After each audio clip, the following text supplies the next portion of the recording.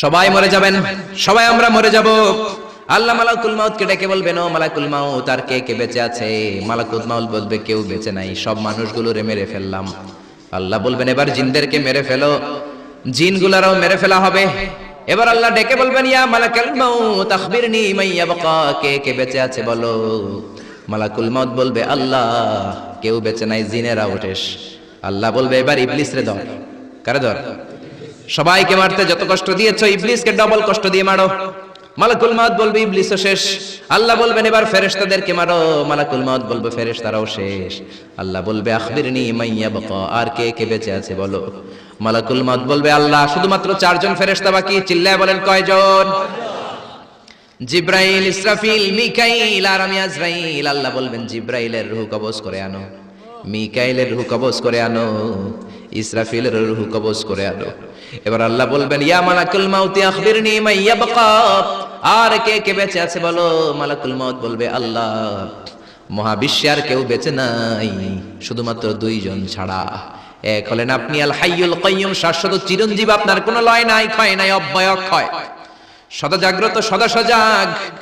আর হলাম আমি আপনার হুকুমের গোলাম আজরাইল। এই 2 জন ছাড়া মহাবিশ্বে আর কেউ বেঁচে নাই। আল্লাহ ডেকে বলবেন, আজরাইল সবাইকে তো মারলি, এইবার একটু তুই মর। এবার তুই মর, তুই মর। এই কথা শুনে মালাকুল মাউতের কাঁপুনি ছুটে যাবে। কাঁপতে কাঁপতে ডেকে বলবে, আল্লাহ সবাইকে আমি মারলাম, আমি মরবো কেন? আল্লাহ বলবেন, তুইও মরবি। মালাকুল মাউত বলল, আগে বলেন নাই কেন যে আমিও মরবো? আল্লাহ বললেন, তুই কি জানিস না, কুল্লু নাফসিন যায়িকাতুল মাউত, দুনিয়ার সবাইকে মৃত্যুর স্বাদ নিতে হবে, কোন ঠিক কি না? এজন্য ঘর ঘর করেন না মিয়া, এই দামি ঘর আপনার সাথে যাবে না। সুন্দর জামা পরে রইলেন, এটা দুনিয়ার জন্য, কবরে কিন্তু যাবে না। দামি ঘড়ি পরে রইলেন, ঘড়ি যাবে না। চোখে চশমা দিয়ে রইলেন, চশমাটা যাবে না। দামি টয়লেট বানালেন, ফিটিংস বানালেন, আপনার শেষ গোসলটা আপনার টয়লেটে হবে না। আপনার দামি ফিটিংস দিয়ে বানানো আপনার চমৎকার টয়লেটের মধ্যে 20টা বছর দামি এই টয়লেটের মধ্যে টাইলস করা টয়লেটে গোসল করলেন, আপনার শেষ গোসলটা কি আপনার টয়লেটে হবে নাকি? আপনার দামি ফিটিংস দেয়া টয়লেটের মধ্যে গোসলখানে আপনার শেষ গোসল হবে না। যেখানে মুর্দা ধোয়া হয়, মরা ধোয়া হয়, ওই জায়গায় আপনার গোসল হবে, ঠিক না? আল্লাহ ডেকে বলবেন, মালাকুল মাউত আখবিরনি মান ইয়াবকা, কে কে বেঁচে আছে বল। আল্লাহ, আমি ছাড়া আর কেউ নাই। আল্লাহ বলবে, তুই মর, তুই মর। শুনে কাঁপতে কাঁপতে ডেকে বলবে, আল্লাহ সৃষ্টির শুরুতে যদি আমি জানতাম আমাকেও একদিন মরতে হবে, তাহলে এই মৃত্যু ফেরেশতার দায়িত্ব নিতে আমি ক্ষমা চাইতাম। আমি বলতাম, আমার ভাই জিব্রাইল রে আপনি মালাকুল মাউত বানিয়ে দেন, আমাকে আপনি জিব্রাইলের ওহী বন্টনের দায়িত্ব দেন, কিংবা ইসরাফিলের দায়িত্ব, সিংহায় ফুৎকার দায়িত্বটা আপনি আমারে দেন। ইসরাফিল রে মালাকুল মাউত বানিয়ে দেন, কিংবা আপনি মিকাইলের বৃষ্টি বন্টন করার দায়িত্বটা আমারে দিয়ে দেন, মিকাইলকে আপনি আজরাইল বানিয়ে দেন। আল্লাহ বলবেন, কথা নাই। জান্নাত জাহান্নামের মাঝ বরাবর যে দাঁড়া, জান্নাত জাহান্নামের মাঝ বরাবর যে একটা জায়গা আছে, জায়গাটার নাম হলো আরাফ। ওইখানে কাঁপতে কাঁপতে কাঁপতে দাঁড়াবে। আল্লাহ বলবেন, মালাকুল মাউত কথা বলে আর কেঁপে লাভ নাই, মরতে তোমাকে হবেই। মউত ইয়া মালাকুল মাউত, মর, মরে যা। এক ধমক দেওয়ার সাথে সাথে চিৎকার মেরে মালাকুল মাউত জান্নাত জাহান্নামের মাঝখানে বিকট একটা চিৎকার মেরে বেহুশ হয়ে ওইখানেই মরে যাবে। বিশ্বনবী বলেন, মালাকুল মাউতের চিৎকার এত ভয়ঙ্কর হবে সেদিন, ওই চিৎকারের আওয়াজ যদি দুনিয়ার মানুষরা শুনতো, কিয়ামতের জন্য আলাদা করে ইসরাফিলের সিংহার কোনো দরকার হতো না। ওই মালাকুল মাউতের চিৎকার শুনলে, ওই আওয়াজে, চিৎকারের আওয়াজে দুনিয়ার সব মানুষগুলো কানের পর্দা ফেটে লাশ হয়ে তখনই মরে যেত। এবার ডানেও কেউ নাই, বাঁয়েও কেউ নাই, সামনেও কেউ নাই, পেছনেও কেউ নাই, উপরেও কেউ নাই, নিচেও কেউ নাই, একজন ছাড়া। চিৎকার করে বলেন, তিনি কে? আল্লাহ এবার ডেকে বলবেন, লিমানিল মুলকুল ইয়াউম, লিমানিল মুলকুল ইয়াউম, who belongs the kingdom today. আজকে ক্ষমতা কার? এই যে ক্ষমতার বাড়াবাড়ি, এই যে ক্ষমতার অপব্যবহার, এই যে ক্ষমতা দিয়ে জুলুম করা, আজকে ক্ষমতা কার? আল্লাহ নিজেই বলবেন, লিমানিল মুলকুল ইয়াউমা লিল্লাহিল ওয়াহিদিল কাহ্হার। ক্ষমতা কারোর জন্য নয়, একজনের ছাড়া, তিনি কে? এজন্য আল্লাহ বললেন, আল্লাহু লা ইলাহা ইল্লা হুয়াল হাইয়ুল কাইয়্যুম। তিনি হলেন আল হাই, সব মরে যাবে, একজন ছাড়া, তিনি কে? তিনি হলেন আল কাইয়্যুম। কাইয়্যুম মানে যে নিজেই স্বপ্রতিষ্ঠিত। আপনি কি স্বপ্রতিষ্ঠিত? আপনি জন্মের পরে আপনার মা আপনারে ধরে, আপনার নানি আপনার পেশাব পরিষ্কার করে, আপনার জ্বর ওঠে আপনার টিকা দেয়া লাগে, আপনার পায়খানা পেশাব আবার একজন পরিষ্কার করে দেয়, আপনার বুকের দুধ মা খাওয়ায়, মুখে তুলে খাবার খাওয়াতে হয়। 3-4 বছর আগে আপনি তো হাঁটাই শিখেন না, জোরে কোন ঠিক কিনা? তারপরে বিপদে পড়লে আমরা চাই একজনের কাছে, তিনি কে? কিন্তু আল্লাহ কি কারো কাছে চায় নাকি? গোটা বিশ্বের মানুষ তাদের প্রয়োজন পূরণের জন্য আল্লাহর কাছে ঠেকা, আমার আল্লাহ কারো কাছে ঠেকা নাকি? এজন্য তিনি আল কাইয়্যুম, তার কোনো চাহিদা নাই, তিনি কারো কাছে চান না, গোটা বিশ্ব তার কাছে চায়। চিল্লায়ে বলেন ঠিক না? আমাদের চাহিদার কোনো শেষ নাই, আমরা সবাই ফকিন্নি। আমরা কি দেখছেন ফকিন্নি কইতে ভালো লাগে না নিজে? আরে আমি সবচেয়ে বড় ফকিন্নি মিয়া, আমি ফকিন্নি, আমার বাপ ফকিন্নি, আমার দাদা ফকিন্নি, আমার মা ফকিন্নি, আমার 14 গোষ্ঠী ফকিন্নি। আল্লাহ বললেন ইয়া আইয়ুহান নাসু আনতুমুল ফুকারাউ ইলাল্লাহ, ও দুনিয়ার মানুষ তোরা সব ফকিন্নি। আনতুমুল ফুকারা ইলাল্লাহ, তোরা ফকির মিসকিন। ওয়াল্লাহু হুয়াল গনিয়ুল হামিদ, ধনী হলো একজন, তিনি হলেন আমার আল্লাহ। জোরে কোন ঠিক কিনা? এই দুনিয়ার মানুষের যত বেশি তার চাহিদাও তত বেশি। দেখবেন যার পা নাই, এর কি কোন ল্যাংড়া, খুঁড়িয়ে খুঁড়িয়ে হাঁটে, তার চাহিদা আল্লাহ আমার যদি 2টা পা থাকতো আমি ওই মানুষগুলোর মতো হেঁটে হেঁটে যেতে পারতাম। যেই লোকটা সুন্দরভাবে হেঁটে হেঁটে যেতে পারে সে বলে আল্লাহ আমার যদি ওই লোকের মতো সাইকেল থাকতো আমার হাঁটা লাগতো না, আমি সাইকেল চড়ে যেতাম। যার সাইকেল আছে তারও চাহিদা, সে বলে আল্লাহ ওই যে সুন্দর হুন্ডা চালিয়ে যায়, সাইকেল দিয়ে যেতে আমার অফিসে 2 ঘন্টা লাগে, হুন্ডা হইলে 20 মিনিটে যেতাম। হুন্ডাওয়ালা বলে আল্লাহ আমার একটা যদি প্রাইভেট কার থাকতো। এজন্য মানুষের চাহিদার শেষ নাই, চাই তো সে যে ফকির, আমরা সবাই ফকির। জোরে বলেন ঠিক কিনা? আল্লাহ কোরআনে বললেন আমি আমার পয়গম্বর দাউদ আলাইহিস সালামকে যেই মিরাকেল বা অলৌকিক বিষয়টা দিয়েছি সেটা হলো লোহাকে নরম করার ক্ষমতা। সাইয়েদনা দাউদ আলাইহিস সালাম লোহার মধ্যে ধরলে লোহা গলে যেত, নরম হয়ে যেত। এই পৃথিবীতে সর্বপ্রথম সাইয়েদনা দাউদ আলাইহিস সালাম ছুরি বানিয়েছেন, দা বানিয়েছেন, কোদাল বানিয়েছেন, রামদা বানিয়েছেন। সাইয়েদনা দাউদ আলাইহিস সালামের আগে কেউ পৃথিবীতে কোনোদিন ছুরি বটি আর দা বানাতে পারে নাই, কারণ তিনি লোহা ধরলে গলে যেত, নরম হয়ে যেত, উনি ওইটাকে একটা স্ট্রাকচার প্যাটার্নে নিয়ে ছুরি বানাতেন। এই যে আমার সামনে মাইকেল লোহা, আমি মিজানুর রহমান আজহারী গায়ের যত জোড় আছে এরকম বাঁকা করলে লোহা বাঁকা হবে নাকি? লোহা গলে নরম হবে নাকি? আপনি ধরলে নরম হবে? কিন্তু দাউদ আলাইহিস সালাম লোহাকে টাচ করলেই গলে নরম হয়ে যেত। পাথর দিয়ে চাপটা করে করে যেমন খুশি তেমন ছুরি বানাতেন, দা বানাতেন, শাবল বানাতেন। এটা আর কেউ পারতো না, কারণ এটা দাউদ নবীর মুজিজা। চিল্লায়ে বলেন ঠিক কিনা? দাউদ আলাইহিস সালাম ইন্তেকাল করলেন, পৃথিবীতে নাই নাকি আছে? দাউদ নবী বেঁচে আছে? উনি নাই, উনি চলে গেলেন। উনি চলে যাওয়ার পরে কেউ কি উনার পরে আর লোহাকে এরকম গলাতে পেরেছে নাকি? নরম করতে পেরেছে নাকি? তার মানে দাউদ নবী শেষ, সাথে সাথে দাউদ নবীর মুজিজাও শেষ। জোরে কোন ঠিক কিনা? দাউদ নবী চলে গেলেন, দাউদ নবীর মুজিজাও চলে গেল। জোরে বলেন ঠিক কিনা? এরপরে মুসা আলাইহিস সালামের মুজিজা আছে না নাই? আমা তিলকা বিয়ামিনিকা ইয়া মুসা, ও মুসা তোমার ডান হাতে কি? সাইয়েদনা মুসা আলাইহিস সালাম বললেন হিয়া আসায়া, এটা আমার লাঠি। এই লাঠি ছিল মুসা আলাইহিস সালামের মুজিজা। মুসা আলাইহিস সালাম এই লাঠি মাটিতে গেড়ে দিলে গাছ হয়ে যেত, সাগরে রেখে দিলে ব্রিজ হয়ে যেত, ফেরাউনের সামনে রেখে দিলে বিশাল অজগর সাপ হয়ে যেত। কোন সুবহানাল্লাহ। মুসা আলাইহিস সালাম চলে গেলেন, ইন্তেকাল করলেন, কিন্তু ওনার লাঠিটা পৃথিবীতে ছিল। মুসা নবী মরে গেলেন, কিন্তু ওনার লাঠি ছিল। কিন্তু উনি চলে যাওয়ার পরে ওনার এই লাঠিটা দিয়ে কেউ কোনোদিন সাপ বানাতে পেরেছে নাকি? গাছ বানাতে পেরেছে নাকি? ব্রিজ বানাতে পেরেছে নাকি? তার মানে মুসা নবী শেষ, সাথে সাথে মুসা নবীর মুজিজাটাও শেষ। জোরে কোন ঠিক কিনা? মুসা নবী চলে গেলেন, মুসা নবীর মুজিজাও চলে গেল। ঈসা আলাইহিস সালামের মুজিজা আছে না নাই? ঈসা নবীর মুজিজা, ইট ওয়াজ ভেরি ডেঞ্জারাস মুজিজা ইন দ্য ওয়ার্ল্ড। পৃথিবীর সবচাইতে ভয়ঙ্কর মুজিজা ছিল ঈসা নবীর মুজিজা। আল্লাহ বললেন ওয়া উবরিউল আকমাহা ওয়াল আবরাসা ওয়া উহয়িল মাউতা বিইযনিল্লাহ।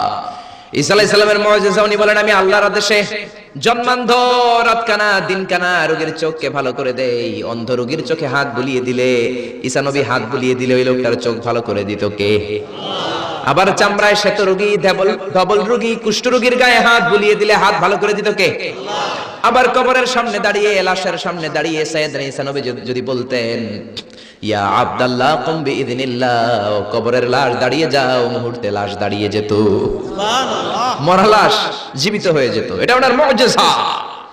সাইয়েদনা ঈসা নবীর যদি কখনো হরিণের গোশত খাওয়ার ইচ্ছে হতো, কিসের গোশত খাইছেন? খাইছেন? খেয়েছো? হরিণের গোশত খাওয়ার যদি ইচ্ছে কখনো ঈসা নবীর হতো, উনি জঙ্গলের সামনে যে হরিণগুলোর ডাক দিতেন, ইয়া দাবিতাল, এই হরিণ সামনে আয়, লাফিয়ে লাফিয়ে হরিণগুলো সামনে চলে আসতো। উনি দেখে দেখে চুজ করতেন কোন হরিণের গোশত খাবেন, ওই হরিণটারে হাতে নিতেন, ছুরি নিয়ে নিজ হাতে হরিণের গলায় ছুরি বসিয়ে জবাই করতেন, চামড়াটা কেটে কেটে গোশতগুলো আগুন দিয়ে ঝলসে ঝলসে বারবিকিউ করে খেতেন। কিন্তু হরিণের হাড্ডি খেতেন না। কি খেতেন না? গোশত খেতেন, হাড্ডি খেতেন না। হাড্ডিগুলোর স্তূপ করে জমা করে রাখতেন। খাওয়ার পরে হাড্ডির দিকে ইঙ্গিত করে বলতেন, কুম বিইذনিল্লাহ, ও হরিণের মরা হাড্ডি, আল্লাহর আদেশে জীবিত হয়ে জঙ্গলে চলে যা। বলতে দেরি হতো, মরা হাড্ডি থেকে জীবিত হরিণ হয়ে জঙ্গলে যেতে দেরি হতো না। এটা ঈসা আলাইহিস সালামের মুজিজা। উনি মৃত জিনিসকে জীবিত করতে পারতেন। উনিও চতুর্থ আকাশে চলে গেলেন। উনি চলে যাওয়ার পরে উনার কোন খ্রিস্টান উম্মাত কোন অন্ধরোগীর চোখের মধ্যে হাত বুলালে চোখ ভালো হবে নাকি? চোখের পাওয়ার যেটা আছে ওইটাও যাইব, ঠিক কি না? ধবল রোগী, শ্বেত রোগী, কুষ্ঠ রোগীর গায়ের মধ্যে হাত বুলিয়ে দিলে রোগ ভালো হবে নাকি? মরা লাশের সামনে দাঁড়িয়ে যদি বলে কুম বিইذনিল্লাহ, ও লাশ তুই মুহূর্তের মধ্যে জীবিত হয়ে দাঁড়িয়ে যা, লাশ দাঁড়াবে নাকি? এই ঈদগাতে মাঝে মাঝে জানাজার নামাজ হয় না? ধরেন আজকে একটা জানাজার নামাজ, সামনে লাশ, আপনারা দাঁড়ায় আছেন, একজন সামনে যায়, লাশের সামনে যায় বলে, এই লাশ তুই দাঁড়া, এই তুই দাঁড়া। আপনারা কি বলবেন? বলবেন লাশ দাঁড়ানোর আগে তুমি একটা পাবনার টিকিট কেটে আসো।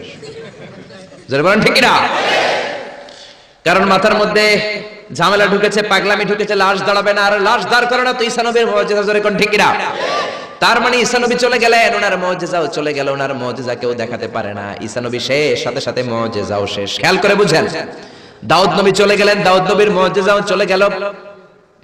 মুসা নবী চলে গেলেন, মুসা নবীর মুজিজাও চলে গেল। ঈসা আলাইহিস সালাম চলে গেলেন, ঈসা নবীর মুজিজাও চলে গেল। বিশ্ব নবী চলে গেলেন, বিশ্ব নবীর মুজিজা কোরআন কি চলে গিয়েছে নাকি? বিশ্ব নবীর সবচাইতে দামি মুজিজা কোরআন আছে না নাই? বিশ্বনবী ইন্তেকাল করলেন, বিশ্বনবীর উপর নাজিল হওয়া সবচাইতে দামি মুজিজা কোরআন কে ইন্তেকাল করেছে নাকি? কোরআন ইন্তেকাল করে নাই, কোরআন মরে যায় নাই, কোরআন চলে যায় নাই। Up to the day of judgment, up to the day of resurrection কোরআন থাকবে। কোরআন হেদায়েতের আলো ছড়িয়ে যাবে। চিল্লায় বলেন ঠিক কি না? এদেশের একজন মুফাসসির আছে যার হাতে হাত রেখে হাজার হাজার অমুসলিম ইসলাম ধর্ম গ্রহণ করেছে। যারা বলেন ঠিক কি না? জেলখানাতে বন্দী। এখন জেলখানা বানানো হয় চোর বাটপারের জন্য। কার জন্য? এখন চোর বাটপার দেশের বাইরে, জেলের বাইরে, আর মুফাসসির কোরআন জেলখানার ভিতরে। চিল্লায় বলেন ঠিক কি না? জেলখানায় কোনো মুফাসসির বসে বসে কাঁদলে তার জন্য চিন্তিত হওয়ার কারণ নাই। তার গুনাহগুলো মাফ করে দিচ্ছে কে? আল্লাহ। তাকে ওলিদের শিরোমণি বানিয়ে দিচ্ছে কে? আল্লাহ। আমরা বিপদ আসলে কষ্ট পাই, আল্লাহরে বকা দেই। রোগ আসলে কষ্ট পাই, আল্লাহরে গালি দেই। সাহাবারা রোগ আর বিপদ না আসলে ভয় পেয়ে যেতেন। কারণ বিশ্বনবী বলতেন, আসাদুন নাসি বালাআন আল আম্বিয়া, সবচাইতে বেশি আল্লাহ পরীক্ষা করেন নবীদেরকে, সুম্মাল আমসাল ফাল আমসাল, তারপরে সিদ্দিকিন, শুহাদাদেরকে, আল্লাহর ওলিদেরকে। মানুষ আল্লাহর কাছে যত প্রিয়, তার পরীক্ষাটাও তত করা, ঠিক না? এজন্য জেলখানায় কেউ থাকলে তার জন্য অত কষ্টের দরকার নাই, চিন্তার দরকার নাই। তার মর্যাদা বাড়িয়ে দিচ্ছে কে? আল্লাহ তার মর্যাদা বাড়িয়ে দিচ্ছে। তার জনপ্রিয়তার মতো জনপ্রিয়তা এই বাংলার জমিনে কারো নাই। এখন আধা ঘন্টা তার কথা শোনার সুযোগ যদি দেয়া হতো, বাংলার কোনো মাঠ নাই, ঘাট নাই, বিল নাই, স্কয়ার নাই, সিলেটের হাকালুকি হাওর নাই যেখানে লোক জায়গা দেয়া যাবে। চিল্লায় বলেন ঠিক না? এজন্য যে কোরআনের রাস্তায় আমরা নেমেছি, এই রাস্তাটা বড় কঠিন। কালিমার দাওয়াত আপনি দিবেন, কালিমার কথা বলবেন, কালিমার পক্ষে থাকবেন, এই জিনিসটা এত সোজা না। কেউ আপনার রাস্তায় ফুল বিছিয়ে রাখবে না। এই রাস্তা কুসুমাস্তীর্ণ নয়, এটা কণ্টকাকীর্ণ। আপনাকে ঝুঁকি নিয়ে কথা বলতে হবে, আপনাকে ঝুঁকি নিয়ে ময়দানে কাজ করে যেতে হবে, ঝুঁকি নিয়ে কালিমার দাওয়াত দিতে হবে। চিল্লায় বলেন ঠিক না? এই কালিমার পথে আমরা উঠেছি, এই কোরআনের পথে আমরা নেমেছি। দুনিয়ার কোনো কিছু দিয়ে এই কোরআনের রাস্তা থেকে ফেরানো যাবে না, এখন ঠিক কিনা? বিশ্বনবীর কাছে অনেক প্রস্তাব ছিল। কাফিরেরা 3 দফা প্রস্তাব দিল। আব্দুল্লাহর বেটা মুহাম্মদ 3 দফা প্রস্তাব। কয় দফা? ও মুহাম্মদ, মদিনার নেতা হতে চাও? 1 দফা, নেতা বানিয়ে দেব। সম্পদ চাও? সম্পদ দিয়ে দেব। সুন্দরী নারী চাও? নারী দিয়ে দেব। এই কালেমার দাওয়াত ছেড়ে দাও, কোরআনের তাফসীর ছেড়ে দাও। বিশ্বনবী বললেন, তোমাদের দফা 3টা, আমার দফা 1টা। সবাই বলল, তোমার কি দফা? বিশ্বনবী বললেন, লা ওয়াদাউ শামসা ফি ইয়ামিনি, আরে সম্পদ, নারী আর ক্ষমতা তো দূরের কথা, আকাশের সূর্যটা যদি ডান হাতে দাও, ওয়াল কামারা ফি ইয়াসারি, আকাশের চন্দ্রটা যদি বাম হাতে দাও, এই কোরআনের রাস্তা থেকে এক চুল পরিমাণ আমার পিছনে সরানো যাবে না, যাবে না, ঠিক না? এজন্য কোরআনের পথে আমরা নেমেছি। আমরা ভয় পাই একজনকে, সে আল্লাহর খুশির জন্য এই পথে আমরা আন্দোলন চালিয়ে যাবো, ঠিক না? আমরা এই কোরআন নিয়ে মরতে চাই। কোরআনের পথে যেন আমরা থাকতে পারি, আল্লাহ যেন কবুল করে, আমরা পড়ি আমিন। আসুন সেই কোরআন থেকে আমরা কথা শুনি, সরাসরি কোরআন থেকে তাফসীর শুনি। রাজি আছেন তো? কষ্ট হচ্ছে না তো? মন খারাপ করে দিলাম না তো? এই মুফাসসিরে কোরআনের কথা শুনলে সবার মন খারাপ হয়ে যায়। একজন মানুষের কত জনপ্রিয়তা। আমি আজকে 50 বছর কোরআনের তাফসীর করেছি সারা বাংলাদেশে, সারা পৃথিবীতে। আমাকে বানানো হয়েছে যুদ্ধ অপরাধী, আমাকে বানানো হয়েছে চোর, ডাকাত, হত্যাকারী, ধর্ষণকারী। আমি আল্লাহর নামে কসম করে বলছি, আল্লাহ তোমার ইজ্জতের কসম, তোমার সম্মানের কসম, 1971 সনের এক ফোঁটা পানি বা কাদা আমার গায়ে লাগে নাই, লাগে নাই, লাগে নাই। কিন্তু আপনারা তো ওনার কথা শুনে চোখের পানি ছেড়ে দিলেন। আমি কি আপনার জন্য 2 রাকাত নফল নামাজ পড়ে দোয়া করব? নেভার। আমি জাস্ট একটা দোয়া পড়ে ফু দিয়ে দিব। কিন্তু আপনারা তার জন্য নফল নামাজ পড়েও দোয়া করেছেন। আমি কি আপনার জন্য দুইটা রোজা রেখে দোয়া করব? আপনারা তো তার জন্য রোজা রেখেও দোয়া করেছেন। এদেশের মানুষ দেহের তাজা রক্ত বিলিয়ে দিতেও কোরআনের জন্য কুণ্ঠাবোধ করে না, চিল্লায় বলেন ঠিক কিনা? এই জন্য জীবনের সব অঙ্গনে সেই কোরআনের আইনগুলো মানার দরকার আছে না নাই? আল্লাহ আমাদেরকে to the right sense of direction, সঠিক পথে চলার তৌফিক দান করুক, উত্তম ফয়সালার দিকে যাওয়ার তৌফিক দান করুক, আমরা পড়ি আমিন। কোরআনের সবচেয়ে দামি আয়াত, ওই আয়াতটার তাফসীর আজকে করব। বিশ্বনবীকে জিজ্ঞেস করা হলো, আইয়ু আয়াতিন আযমু মিন কিতাবিল্লাহি ইনদাকা নবী, কোরআনের কোন আয়াতটা সবচাইতে বেশি দামি আপনি মনে করেন? বিশ্বনবী বললেন, আযমু আয়াতিন মিন কিতাবিল্লাহি আয়াতুল কুরসি। আল্লাহর কোরআনের মধ্যে 6666 আয়াত, কারো বর্ণনা মতে 6636 আয়াত, আরেক বর্ণনা মতে আরেকটা riwayat পাওয়া যায়। এই যতগুলো আয়াত কোরআনের মধ্যে আছে, সবচাইতে দামি আয়াতের নাম আয়াতুল কুরসি, ঠিক কি না? এতগুলো আয়াত থাকতে এটার দাম এত ভালো কেন? এটার এত মর্যাদাপূর্ণ আয়াত কেন? 5টা কারণে এই আয়াতের দাম বেশি। জোরে বলেন কয়টা? 1 নম্বরে আয়াতের মধ্যে রব্বুল আলামিন নিজের পরিচয় দিয়েছেন। একটা মাত্র আয়াত, কিন্তু এত সুন্দর করে, চমৎকার করে রব্বুল আলামিন নিজের পরিচয়টা একটা আয়াতে দিয়েছেন। গোটা কোরআন তন্ন তন্ন করে তালাশ করলে আর কোন জায়গায় এত সুন্দর পরিচয় আল্লাহর পাওয়া যায় না। এখন সুবহানাল্লাহ। এজন্য এই আয়াতটার দাম এত বেশি। আবার এই আয়াতের মধ্যে রব্বুল আলামিন তাওহীদের কথা বলেছেন। কিসের কথা? তাওহীদেরই মুর্শিদ আমারে মুহাম্মাদের নাম বলো, মুহাম্মাদের নাম, আল্লাহর নাম জপলে বুঝতে পারি আল্লাহরই কালাম বলো, মুহাম্মাদের নাম। আল্লাহু আকবার। আল্লাহ যে 4টা জিনিস সর্বপ্রথম তৈরি করেছে, আরশ, কুরসি, লৌহ, কলম, এই 4টা জিনিসকে মহাবিশ্বে আল্লাহ সর্বপ্রথম তৈরি করেছেন। এই কুরসির কথাও এই আয়াতের মধ্যে আছে না নাই? এই কুরসি শব্দটা থেকেই আয়াতের নামকরণ করা হয়েছে আয়াতুল কুরসি। এরপরে বিশ্বনবী আপনাদেরকে বললেন, মান কারা আয়াতুল কুরসি দুবুরা কুল্লি সালাতিন মাকতুবাতিন লাম ইয়ামনাহু মিন দুখুলিল জান্নাতি ইল্লাল মাউত। কেউ যদি প্রত্যেক ফরজ নামাজের পরে একবার করে আয়াতুল কুরসি পড়ে, সে জান্নাতে ঢোকার ক্ষেত্রে কোনো বাধা নাই, একটাই বাধা, তার মরণ। লোকটা মরে না, তাই জান্নাতে যায় না, মরলেই জান্নাতি। আল্লাহু আকবার। এইজন্য প্রত্যেক ফরজ নামাজের পরে আয়াতুল কুরসি পড়ার দরকার আছে না নাই? It should be a special wazifa for every Muslim at every evening and every morning. After every congregational prayer you offer in mosque. প্রত্যেক জামাতে নামাজের পরে প্রত্যেক মুসলমানের ওয়াজিফা হওয়া দরকার আয়াতুল কুরসি। ইমাম সাহেব সালাম ফিরাবে, সালাম ফেরানোর পরে আপনি আয়াতুল কুরসি পড়বেন। কিন্তু ইমাম সাহেবরা তো সময় দেয় না। আমাদের দেশে সালামের পরে হুট করে একটা মুনাজাত আছে না নাই? মুনাজাত দিবেন, সমস্যা নাই, কিন্তু আগে তাসবিহ পড়বেন। আমাদের দেশে এরকম আসসালামু আলাইকুম, আসসালামু আলাইকুম রাহমাতুল্লাহ, আমিন, ইয়া রাহমার রাহিম, শেষ। তো আপনি কি চাইলেন আল্লাহর কাছে? কি চাইলেন? আমিন ইয়া রাহমার রাহিমিন। এত কম সময় কেন তোমার? জি বাংলা দেখতে তো তোমার সময় পাওয়া যায়, স্টার জলসা দেখতে সময় আছে, কিরণমালা দেখতে সময় আছে, বিপিএল এর খেলা দেখার সময় আছে, আইপিএল এর সময় আছে, আইসিসির সময় আছে, খুলনার সাথে কুমিল্লার ফাইনাল খেলা ওইটা দেখারও সময় আছে। কিন্তু আল্লাহর কাছে চাওয়ার সময় নাই। এক সাহাবী প্রতিদিন সালামের পরে দৌড় দিত, রাসূল বললেন, এক নাইক বসো। কই নবী কাজ আছে, বেটা বস, আল্লাহর কাছে চা আমার কিছু চাওয়ার নাই, রাসূলকে কিছু চাওয়ার না থাকলে নুন চা বেটা, লবণটাও আল্লাহর কাছে চা। তোমার পায়ের জুতা যদি ছিঁড়ে যায় মুচির কাছে পড়ে যাবা, মুচির কাছে যাওয়ার আগে চাইতে হবে একজনের কাছে, তিনি কে? আল্লাহ। এজন্য প্রত্যেক ফরজ নামাজের পরে তাসবিহ পড়বেন। বিশ্বনবী তাসবিহ পড়তেন, এগুলো মানুষ জানেই না। বিশ্বনবী সালাম ফিরানোর পরে প্রত্যেক নামাজের পর সাহাবাদের দিকে মুখ ফিরিয়ে বসতেন। কিন্তু আমাদের দেশে শুধু ফজরের নামাজের পর আর আসরের নামাজের পর ইমাম সাহেবরা বসে, ঠিক কি না? বাকি তিন নামাজে জোহর, মাগরিব, এশার পরে কি বসে? কি করে? সালাম আলাইকুম, সালাম আলাইকুম, আমিন ইয়া রাহমান রাহিম, ঠিক কি না? তো এত কম সময় কেন আপনার মিয়া? বিশ্বনবী ঘুরে বসে থাকতে পারেন, তাসবিহ পড়তে পারেন, আপনি কোন সলিমুদ্দি কোন কলিমুদ্দি হয়ে গিয়েছেন। প্রত্যেক নামাজের পরে মুসল্লিদের দিকে ফিরে বসেন। বিশ্বনবী সালাম ফিরানোর পরে আসসালামু আলাইকুম ওয়া রাহমাতুল্লাহ, আসসালামু আলাইকুম ওয়া রাহমাতুল্লাহ, সালাম ফিরানোর পরে আওয়াজ করে বিশ্বনবী বলতেন আল্লাহু আকবার। কি বলতেন? নামাজ শুরু করছেন আল্লাহু আকবার, সালাম ফিরায় শেষ তখন আল্লাহু আকবার। তারপরে তিনবার পড়তেন আস্তাগফিরুল্লাহ, আস্তাগফিরুল্লাহ, আস্তাগফিরুল্লাহ। তারপরে পড়তেন আস্তাগফিরুল্লাহ আল্লাযী লা ইলাহা ইল্লা হুয়াল হাইয়ুল কাইয়্যুম ওয়া আতুবু ইলাইহি। তারপরে 33 বার সুবহানাল্লাহ, 33 বার আলহামদুলিল্লাহ, 34 বার আল্লাহু আকবার। আছে না নাই?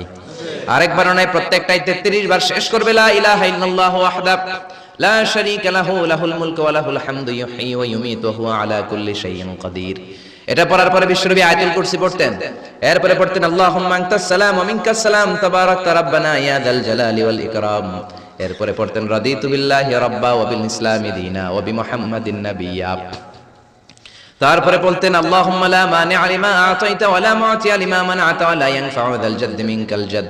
এরপরে পড়তেন আল্লাহুম্মা ইয়া মুকাল্লিবাল কুলুবি সাব্বিত কুলুবানা আলা দীনিক, আল্লাহুম্মা ইয়া মুসাররিফাল কুলুবি সাররিফ কুলুবানা আলা তাআতিক। এরকম কত দোয়া যে বিশ্বনবী পড়তেন। তারপরে যদি আপনার মোনাজাত করতে মনে চায় মোনাজাত করেন, অথবা আপনি যে দোয়াটা করেছেন সেটাই যদি যথেষ্ট মনে করেন ওই দোয়াটাই করেন, সমস্যা নাই। কিন্তু সালাম আলাইকুম, আমিন ইয়া আরহামার রাহিমিন এটা করবেন আর তাসবিহ পড়বেন। রাজি আছেন তো? এই দোয়াগুলো করলে আল্লাহ কবুল করে। আবার বিশ্বনবী বললেন আযান ইকামতের মাঝখানের সময়টা, ওই সময় দোয়া করলে আপনার দোয়া কবুল করে নেয় কে? আল্লাহ। জামাতের 15 মিনিট বাকি, মসজিদে ঢুকেছেন, সুন্নত পরে অনেকে বসে বসে ঘড়ির দিকে তাকায় রয়েছে। তো ঘরে আপনার ঘড়ি নাই, ঘড়ির দিকে তাকিয়ে থাকেন কেন? বিশ্বনবী বললেন দুআউ লা ইউরাদ্দু বাইনাল আযানি ওয়াল ইকামা, আযান ইকামতের মাঝখানে দোয়া করলে ওই দোয়া আল্লাহ ফেরায় না। সুন্নত পরে আপনি বসে থাকার দরকার নাই। বাজারে যাওয়ার আগে যেমনি লিস্টি করে যান, পটল লাগবে, লাউ লাগবে, মাছ লাগবে, আল্লাহর কাছেও আপনার কি কি চাওয়া লাগবে কাগজের মধ্যে লিস্টি করে নিয়ে যাবেন। মসজিদে বসে বসে সুন্নত নামাজের পরে মুয়াজ্জিনের ইকামতের আগে ওইগুলো আল্লাহর কাছে চাওয়ার দরকার আছে না নাই? আবার বিশ্বনবী বললেন দুআউ লা ইউরাদ্দু তাহতাল মাতার, বৃষ্টির নিচে দাঁড়িয়ে যখন তোমরা দোয়া করো ওই দোয়াটা কবুল করে কে? আল্লাহ। তুফান, থান্ডার, সাইক্লোন, টর্নেডো যেটা হয় ওই বৃষ্টিটা না, ভ্যাপসা একটা গরম, এই গরমটাকে দূর করে দেওয়ার জন্য দেখবেন ঝিরিঝিরি একটা রহমতের বৃষ্টি পড়ে, আছে না নাই? ওই দোয়ার নিচে দাঁড়িয়ে ওই বৃষ্টির পানি হাতের মধ্যে নিয়ে যদি আপনি আল্লাহর কাছে দোয়া করেন, দোয়া কবুল করে নেবে কে? আল্লাহ। বৃষ্টির সময় দোয়া করলে যে কবুল হয় এটা জানেই না, তো দোয়া করবে কেমনে? বৃষ্টির সময় দোয়া করবেন। আর এই দেশের মানুষ বৃষ্টি আসলে পাগল হয়ে যায়, গান বাজনা শুরু করে দেয়, আছে না নাই? এই বৃষ্টি ভেজা রাতে তুমি চইলা যাইও না, আছে না নাই? আরে বেটা দোয়া কর। আবার দেখি বৃষ্টি আসলে বড় বড় ডেক সেট বাজিয়ে দেয়, গান শুরু করে দেয়, বৃষ্টি পড়ে টাপুর টুপুর, পায়ে দিয়ে সোনার নূপুর, আঁকা বাঁকা মেঠো পথে কোন রূপসী হেঁটে যায়। কোন রূপসী হেঁটে যায় এটা জানা তোমার দরকার কি? তোমার রূপসী বউ লাগলে চাইবা একজনের কাছে, তিনি কে? এজন্য বিশ্বনবী বললেন খবরদার, ইযা আওয়াইতা ইলা ফিরাশিকা ফাকরা আয়াতুল কুরসি, রাত্রিবেলা যখন বিছানায় ঘুমাতে যাও, ঘুমাতে যাওয়ার আগে আয়াতুল কুরসি পড়ো। রাত্রিবেলা বিছানায় শুয়ে আয়াতুল কুরসি পড়লে জিন ভূত থেকে আপনার ঘরটারে হেফাজত করবে কে? রাতে ঘুমানোর সময় আয়াতুল কুরসি পড়বেন তো? It should be our special wazifa at every morning, at every evening for every Muslim. চিল্লায় বলেন ঠিক না? আবার বিশ্বনবী বললেন সকালবেলা যদি একবার আয়াতুল কুরসি পড়ো, সন্ধ্যা পর্যন্ত ফেরেশতা দিয়ে আপনার হেফাজত করবে কে? আল্লাহ। আবার সন্ধ্যাবেলায় যদি একবার তুমি আয়াতুল কুরসি পড়ো, সকাল পর্যন্ত তোমার গার্ড দিবে কে? আল্লাহ। এটা আল্লাহর পাঠানো গার্ড, এঞ্জেল গার্ড, ফেরেশতাদের গার্ড। টাকা দিয়ে বডিগার্ড যেটা রাখে ওই বডিগার্ড না। বডিগার্ড তোমারে বাঁচাতে পারবে না। অনেক মন্ত্রীর দুই দিকে বডিগার্ড, গুলি লাগছে মন্ত্রীর কপালে, সবাই যে বডিগার্ড ধরে, এই বেটা 50,000 করে বেতন বডিগার্ড, মন্ত্রী বলল কেমনে? বডিগার্ড তো আমি তো বডিগার্ড, আমি তো রুহু গার্ড না। রুহুর মালিক কে? আমি তো বডিগার্ড, বডি তো ঠিকই আছে, বডি নিয়ে যাও। জোরে বলেন ঠিক কিনা? এজন্য খবরদার এই ওয়াজিফাগুলো মিস করবেন না। সকালবেলা যদি একবার ওয়াজিফা পড়েন আয়াতুল কুরসি, সন্ধ্যা পর্যন্ত আল্লাহ স্পেশাল ফেরেশতার গার্ড দিয়ে দিবে। আবার সন্ধ্যাবেলা যদি একবার আয়াতুল কুরসি পড়েন সকাল পর্যন্ত আপনাকে গার্ড দিবে কে? আবার এই একটা আয়াতের মধ্যে ইসমে আজম আছে, আল ইসমুল্লাহিল আযম। আল্লাহর 99টা নামের মধ্যে থেকে একটা ইসমে আজম, কিন্তু কোনটা কেউ জানে না একজন ছাড়া, তিনি কে? তবে বিশ্বনবী তার চাচাতো ভাই আব্দুল্লাহ ইবনে আব্বাস, যাকে রাইসুল মুফাসসিরিন বলা হয়, তার জন্য দোয়া করেছেন, আল্লাহুম্মা ফাক্কিহু ফিদ্দীন ওয়া আল্লিমহু তা'বীল। আল্লাহ আমার চাচাতো ভাই আব্দুল্লাহ ইবনে আব্বাসকে আপনি দ্বীনের জ্ঞান শিক্ষা দেন, তাকে কোরআনের তা'বীল তাফসীর শিক্ষা দেন। বিশ্বনবীর দোয়ার বরকতে তিনি গোটা মুফাসসিরদের সম্রাট হয়েছেন। কোন সুবহানাল্লাহ।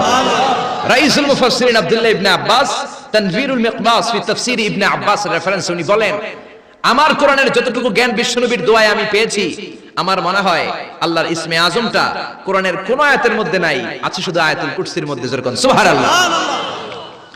তুমি ইউনুস নবীরে যখন খাইলো মাছেতে গিলিয়া, ফেরেশতা পাঠাইয়া দিলে ইসমুল্লাহিল আযম, ফেরেশতা পাঠাইয়া দিলে ইসমে আজম দিয়া, প্রাণে ছিল যাহার ভয় সেটা পাইল যে আশ্রয়, শত্রুদেরই হাত থেকে বাঁচাইলে প্রাণ।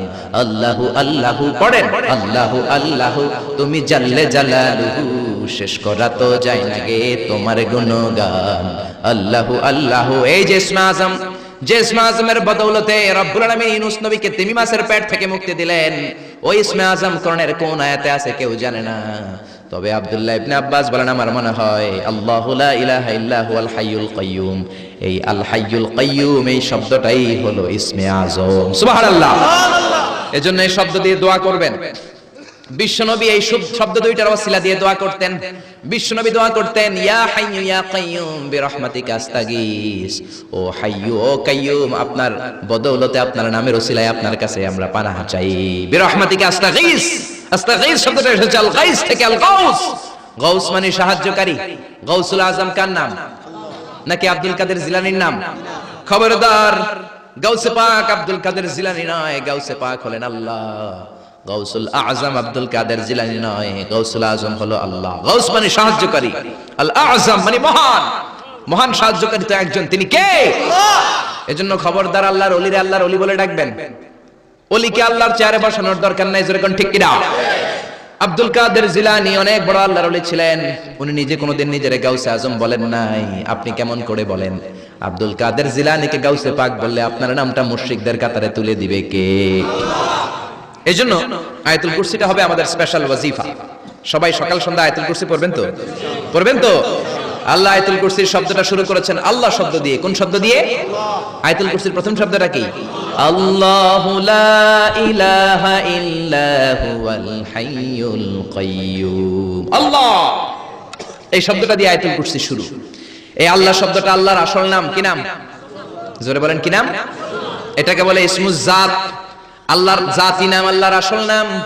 আল্লাহ নিজেই আল্লাহর নাম রেখেছেন। আল্লাহর নাম রেখেছে কে?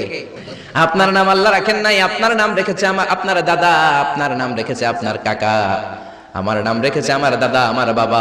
গোটা বিশ্বের সবার নাম তার বাবা তার দাদারা রাখে। কোন ঠিক কিনা? কিন্তু আল্লাহর কি বাবা কিংবা দাদা আছে নাকি? তো ওনার নাম তো একজনের রেখে দেওয়া লাগবে। আল্লাহকে আমার দাদা নাই, আমার বাবা নাই, তোমাদের মতো আমার কাকা নাই, আমার নানা নাই, আমার নামটা আমি নিজেই রেখে দিয়েছি। আল্লাহু আকবার। আল্লাহ বললেন, ইন্নানি আনাল্লাহু লা ইলাহা ইল্লা আনা ফা'বুদনি ওয়া আকিমিস সালাতা লিযিকরি। ইন্নানি আনাল্লাহ, আমি হলাম আল্লাহ, আমি ছাড়া কোনো ইলাহ নাই, আমার শরণে নামাজ কায়েম করো। আল্লাহর নাম কেউ রাখে নাই, আল্লাহ নিজেই রেখেছেন। কোন ঠিক কিনা? বিশ্বনবী যখন মেরাজে গেলেন, দুইটা নদী সিদরাতুল মুনতাহা থেকে জান্নাতে চলে যায়, আর দুইটা নদী জান্নাত থেকে পৃথিবীর দিকে নামে। বিশ্বনবী ডেকে বললেন, জিব্রাইল, যেই দুইটা নদী জান্নাত থেকে দুনিয়ায় নামে, নদীটার নাম কি? বিশ্বনবী বললেন, একটা ইরাকের ফোরাত নদী, আর একটা হলো আপনার ভাই মুসার দেশ মিশরের নীল নদী। কোন সুবহানাল্লাহ। ফেরাউন বলল, আমি জীবনে মুসারে আসতে দিব না পৃথিবীতে। আল্লাহ বললেন, তোর ঘরে আমি মুসারে বড় করে ছাড়বো। কোন ঠিক কিনা? মুসার মা মুসা আলাইহিস সালামকে সিন্ধুকে করে এই নীল নদে ভাসিয়ে দিয়েছেন। ফেরাউন এই নীল নদে মরে নাই, সে মরেছে লোহিত সাগরে মরে। বিশাল লোহিত সাগরের রাস্তা হয়ে গেল, সাইয়েদনা মুসা আলাইহিস সালাম আল্লাহর শুকরিয়া করে বনি ইসরাইলের মুমিন বান্দাদেরকে নিয়ে, তার কর্মীদেরকে নিয়ে, তার অনুসারীদেরকে নিয়ে, তার সদস্যদেরকে নিয়ে রওনা হলেন। দৌড়াতে দৌড়াতে লোহিত সাগরের এই মাথা থেকে ওই মাথা চলে গেলেন। ফেরাউন ইন দ্য মিন টাইমে চলে এসেছে তার বাহিনী নিয়ে। এসে দেখে মাশাআল্লাহ এত সুন্দর রাস্তা, বিশাল ব্রিজ, চমৎকার শক্ত ব্রিজ, বাঁশ টাস দেওয়া হয় না, যে ব্রিজের ভিতরে দেওয়া হয়েছে শক্ত রড। এই ব্রিজ দেখে তো মহা খুশি, মনে হয় যেন ওর বাবার টাকায় ব্রিজ বানানো হয়েছে। সে অর্ডার করলো, march on the bridge, march on my soldiers on the bridge and try to reach মুসা। আমার এই সামনের ব্রিজটা পার হয়ে যাও, মুসাকে খপ করে ধরে নাও, আল্লাহকে দ্বারা ধরাইতেছি আমি। ফেরাউনের অর্ডার শুনে সেনাবাহিনীরা লেফট রাইট করে মার্চ করতে শুরু করলো। যেতে যেতে ব্রিজের এই মাথা থেকে ফেরাউন সহ সৈনিকেরা যেতে যেতে ব্রিজের মাঝ বরাবর যখন চলে এসেছে, আল্লাহ মুসারে ডেকে বললেন, ও মুসা, অ্যাকশন নেবার মনে চাই কিনা? মুসা নাই বললেন, মনে চায়। অনেক জ্বালাইছে বেয়াদবটা আমারে, ঘুমাইতে দেয় নাই, খাইতে দেয় নাই, খালি হামলা চালায়। এখনো এরকম মুসলমানদের ঘরে ঘরে হামলা আছে না নাই? ঘরে ঘুমাতে পারে না, নিজ এলাকায় থাকতে পারে না, অন্য থানায় চলে যায়, অন্য গ্রামে চলে যায়, রাতের ঘুম নাই, আত্মীয় স্বজনের সাথে দেখা নাই। দুনিয়ার বুকে কষ্ট করে যাও, জান্নাতের দরজা আল্লাহ তোমাদের জন্য খুলে রেখেছে। আল্লাহ বললেন, অ্যাকশন নিবার মন চায় কিনা মুসা? মুসা বললেন, অবশ্যই। আল্লাহ বললেন, অ্যাকশন নিতে চাইলে আর দেরি করা যাবে না, লাঠিটা তোলো। সুবহানাল্লাহ কইবেন না?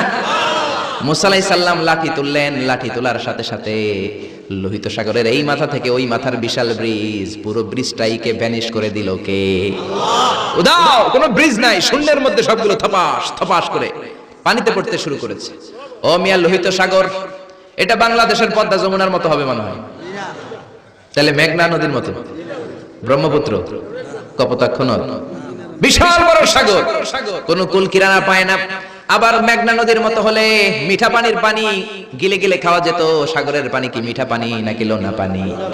এই সুন্দর ফুল সুন্দর ফল, মিঠা নদীর পানি, আল্লাহ তোমার মেহেরবানি। মিঠা নদীর পানি হলে খেয়ে ফেলতো, কিন্তু লোহিত সাগরের লোনা পানি, লবণ পানি আর খেতে পারে না। এক ঢোক ভিতরে যায়, বমি করে 2 ঢোক ফালায়। খেতে খেতে খেতে খেতে ফেরাউনের পেটটা এত বড় হয়েছে, আজীবন খেয়েছে মানুষের বাড়ির লাউ, অন্যের বাড়ির কদু, অন্যের বাড়ির খাসির রান। আজকে বেয়াদবের বাচ্চাটারে লোহিত সাগরের লবণের পানির মধ্যে চুবাইকে পানি খেতে খেতে পেট এত বড়। এবার হাত তুলে কয়, আমি ভালো মানুষ। কি বলে? আমি ভালো মানুষ, আমি ঈমান আনলাম। বনি ইসরাইলের লোকেরা যার প্রতি ঈমান এনেছে, মুসার রব, হারুনের রব, ওই আল্লাহর ছাড়া আমি কাউরে মানি না। কত ভালো মানুষ দেখছেন? আল্লাহ বললেন, no, the time is up, the time is up, I never accept your iman now. এখন তোর ঈমান আমি কবুল করব না। জিবরাইল রে বললেন, ওর মাথাটা একটু ঠাইসা দাও, আর একটু জুবা দিয়া আর একটু লোনা পানি খাওয়া। জিবরাইল কিছুই করলেন না, ওইটা তো এমনি শুধু ভাসতেছে। মাথাটা একটু ঠেসে ধরলেন, আর কয়েক ঢোক পেটের ভিতরে ঢুকায় দিল কে? আল্লাহ বললেন, ফালইয়াউমা নুনাজ্জিকা বিবাদানিকা লিতাকুনা লিমান খালফাকা আয়া। ও ফেরাউন, তুই মরে গেলি, কিন্তু তোর লাশকে আমি মারবো না। তোর লাশটা গলবে না, পচবে না, কোনো কীট পতঙ্গ তোরে খাবে না, কোনো তিমি মাছ তোর দেহের মধ্যে তার জিহ্বা লাগাবে না। কিয়ামত পর্যন্ত তোর চাচাতো ভাই, খালাতো ভাইদের জন্য তোর দেহটারে আমি শুটকি বানিয়ে রাখলাম। আজও ফেরাউনের লাশটা রয়ে গিয়েছে। আমি নিজ চোখে ফেরাউনের লাশ দেখেছি।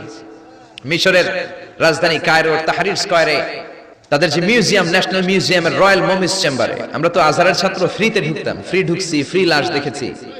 পুরো দেহটাকে ব্যান্ডেজ করে রাখা হয়েছে। ফেরাউনের চারদিক দিয়ে আমি ঘুরলাম, এমনি রয়েছে, এমনি। আমি কই, ফেরাউন চাচা কেমন আছো? কোনো কথা নাই। আমি বললাম, আমাদের লিডার মুসারে তুমি কম জ্বালাও নাই, গ্লাসের মধ্যে তুমি আটকানো। যদি তুমি গ্লাসের ভিতরে না থাকতা, তোমার ঠ্যাং হাত একটাও থাকতো না। এখন ঠিক কিনা? ফেরাউনকে যদি আপনারা পাইতেন এই কসবা এলাকায়, ব্রাহ্মণবাড়িয়ায়, কি করতেন? আমনাকে যাওয়া লাগবে না, আমগো কোনো মাহফিলের মহিলা প্যান্ডেলের পাশ দিয়ে যেতে পারলেই হইব। বেডিরা ধইরা একেবারে সাইজ করে দিবে। জোরে বলেন ঠিক কিনা? গোটা বিশ্বের মানুষের ঘৃণা, লানত তার উপর। ওই ফেরাউনের মতো এখনো যারা আছে, তারা চলে গেলেও তাদের প্রতি এরকম ঘৃণা থাকবে। চিল্লায় বলেন ঠিক কিনা? এই পৃথিবীটা থাকার জায়গা নয়। ফেরাউন তার জলজ্যান্ত প্রমাণ। অনেকক্ষণ আমি তাকিয়ে রইলাম জাহান্নামের এই নরকিটটার দিকে। শুটকি মানুষ, একটা মানুষ মরে যাওয়ার পরে মাছ যেমনি আমরা শুটকি বানাই, ফেরাউনকে কিয়ামত পর্যন্ত শুটকির মতো বানিয়ে দিয়েছে কে? পৃথিবীতে কেউ তো স্থায়ী হয় না, হোক না সে ফেরাউন কি বানামরুদ। কেউ হবে চিরদিন রয় না, কেউ হবে চিরকাল রয় না। জোরে বলেন ঠিক না? এজন্য আল্লাহ বললেন, গোলাম আমারে চিনে নাও। আমার আসল নামটা দিয়ে আমি আয়াতুল কুরসি শুরু করেছি, আল্লাহু লা ইলাহা ইল্লা হুয়াল হাইয়ুল কাইয়্যুম। আল্লাহ শব্দ দিয়ে শুরু করেছেন আয়াতুল কুরসি। এ আল্লাহ কেমন আল্লাহ? এ আল্লাহ শব্দটা এমন শব্দ যেই শব্দটারে কোনো পরিবর্তন করা যায় না। ভগবানের ভগবতী হয়, ঈশ্বরের ঈশ্বরী হয়, গডের গডেস হয়। আল্লাহর কোনো পরিবর্তন আছে নাকি? আল্লাহ বললেন আমার শুধু একটাই নাম না, আরো 99টা নাম আছে না নাই? বিষ্ণু বললেন ইন্না লিল্লাহি তিসআতাও ওয়া তিসঈনা ইসমা। আল্লাহর রয়েছে 99টা নাম। মান আহসাহা দাখালাল জান্নাহ। যে ব্যক্তি কলিজার মধ্যে 99 নাম মুখস্থ করে রাখবে, জাহান্নামের আগুন তার জন্য হারাম করে দিয়েছে কে? হারাম করে দিয়েছে আল্লাহ। এজন্য আল্লাহর 99 নাম মুখস্থ করবেন। রাজি আছেন তো? আল্লাহ বললেন আমারে তুমি আল্লাহ বলে ডাকো কিংবা রহমান বলে ডাকো, আই ডোন্ট মাইন্ড। আমি কোনো মাইন্ড করি না। আল্লাহর 100টা নামের যে কোনো একটা নাম ধরে ডাকলেই আল্লাহ খুশি হয়ে যায়। চিল্লায়া বলেন ঠিক কি না? قل ادعوا الله أو ادعوا الرحمن أيما تدعوا فله الأسماء الحسنى। আমার নাম আল্লাহ, আমার নাম রহমান, যেটা দিয়ে ডাকো আমি খুশি। সুবহানাল্লাহ। আবার দেখেন আল্লাহ নামটা তো সুন্দর নাম। একটা ছুরি দিয়ে আল্লাহ নামের প্রত্যেকটা অক্ষর যদি আপনি কেটে দেন, তারপরে ওই অক্ষরগুলো দিয়ে আল্লাহর পরিচয় কোরআনে আছে না নাই? আল্লাহ শব্দ দিয়ে আল্লাহ কোরআনে পরিচয় দিচ্ছেন, আল্লাহু ওয়ালিয়ুল্লাযীনা আমানু ইউখরিজুহুম মিনায-যুলুমাতি ইলান-নূর। আল্লাহ হলেন মুমিনদের বন্ধু, অন্ধকার থেকে মুমিনদেরকে তিনি আলোর দিকে নিয়ে যান। ঠিক কি না? এবার আল্লাহ শব্দের আলিফ আপনি কেটে দিলেন। আল্লাহ শব্দের আলিফ কেটে দিলে থাকে কি? কোরআনের পাতায় পাতায় লিল্লাহ দিয়ে আল্লাহ আল্লাহর পরিচয় দিয়েছেন। জোরে বলেন ঠিক কি না? লিল্লাহি মা ফিস সামাওয়াতি ওয়া মা ফিল আরদি ওয়া হুয়া আলা কুল্লি শাইইন কাদির। এবার লিল্লাহ শব্দের লামটা যদি আপনি ছুরি দিয়ে কেটে দেন, থাকে লাহু। লাহু দিয়ে কোরআনে আল্লাহর পরিচয় আছে না নাই? লাহুল মুলকু ওয়া লাহুল হামদু ওয়া হুয়া আলা কুল্লি শাইইন কাদির। এবার লাহুর লাম যদি কেটে দেন, থাকবে হু। হু দিয়ে মনে আল্লাহর পরিচয় নাই? আছে না নাই? পড়েন সবাই, হু আল্লাহুল্লাযী লা ইলাহা ইল্লা হু আলিমুল গায়বি ওয়াশ শাহাদাতি হুয়ার রহমানুর রহিম। চিল্লায় পড়েন আল্লাহু আকবার। আমার আল্লাহ আমাদের সবচাইতে কাছের। জোরে বলেন ঠিক কিনা? আল্লাহ বললেন ওয়া নাহানু আকরাবু ইলাইহি মিন হাবালিল ওয়ারিদ। আমি আমার বান্দার শাহরগ কণ্ঠনালী, যেখানে শ্বাসনালী রয়েছে, ওই শ্বাসনালীর রগের চাইতো বান্দার বেশি কাছে থাকি। কোন সুবহানাল্লাহ। আমরা বললাম আল্লাহ আপনি যদি কাছে থাকেন আপনারা দেখি না কেন? এই শাহরগের কাছে আল্লাহ আকরাব, অনেক কাছে, তো কাছে থাকলে দেখি না কেন? আল্লাহ বললেন গোলাম আমারে দেখা যায় না, আমি সবাইরে দেখি কিন্তু আমারে কেউ দেখে না। কোন সুবহানাল্লাহ। কি এক আজীব বিষয়, তিনি সবাইরে দেখেন, সবাই তারে দেখে না। সুবহানাল্লাহ কইবেন না? লা তুদরিকুহুল আবসার ওয়া হুয়া ইউদরিকুল আবসার ওয়া হুয়াল লাতীফুল খাবীর। লা তুদরিকুহুল আবসার, গোটা বিশ্বের কোন চোখ আল্লাহর দেখে না, কিন্তু আল্লাহর চোখ সবাইরে দেখে। চিল্লায় বলেন ঠিক না? মুসা আলাইহিস সালাম আল্লাহর ডেকে বললেন, আল্লাহ রব্বি আরিনি আনজুর ইলাইক। কেউ আপনারে দেখুক না দেখুক এটা আমার বিষয় না, আমি দেখে ছাড়ব। রব্বি আরিনি আনজুর ইলাইক, ও রব আমি আপনারে দেখতে চাই। আল্লাহ বললেন না না মুসা দেখতে পাবা না। লাম তারানি never you can see me মুসা। ও মুসা, দুনিয়ার চোখ দিয়ে আমারে দেখা যায় না। জান্নাতে আসবা, আমার মেহমান হবা। জান্নাতের কনফারেন্স রুমে তোমরা যখন বসবা, আমার 70,000 নূরের পর্দা আমি তোমাদের জন্য সেদিন খুলে দেব। সেদিন আমাকে তোমরা দেখবা। মুসা আলাইহিস সালাম বললেন না, রব্বি আরিনি আনজুর ইলাইক, আমি এখনই দেখব। এই পৃথিবীতে সব নবীদের মধ্যে থেকে মুসা আলাইহিস সালামের মেজাজ ছিল খুব গড়ন। উনি রেগে গেলে, এই মিয়া সেকটা গেলে, মাথার চুলগুলা টুপি পাগড়ি ভেদ করে উপর দিয়ে এরকম খাড়া হয়ে দাঁড়ায় যেত। মুসা আলাইহিস সালাম বললেন রব্বি আরিনি আনজুর ইলাইক, ও আল্লাহ আমি আপনারে দেখতে চাই। আল্লাহ বললেন না মুসা আমারে দেখা যাবে না। আল্লাহ বললেন দেখা যাবে না, মুসাকে আমি দেখেই ছাড়ব। আল্লাহ বলল না না, আল্লাহ বলে নো, মুসা বলে ইয়েস। আল্লাহ বলে নো, মুসা বলে ইয়েস। আল্লাহ কি বলে? মুসা কি বলে? আল্লাহ বলল নো, মুসা কয় ইয়েস। ভেজাল আছে না নাই? আল্লাহ বললেন মুসা, তিনবার নো বললাম, তুমি তিনবার ইয়েস বললা, তুমি তো ভেজাল লাগাই দিলা মুসা। মুসা আলাইহিস সালাম বললেন, ভেজাল টেজাল বুঝি না, আপনারে আমি দেই খাই সারুম। কারণ মুসা আলাইহিস সালাম আল্লাহর আওয়াজ শুনতেন। আপনি কি আল্লাহর আওয়াজ শুনেন?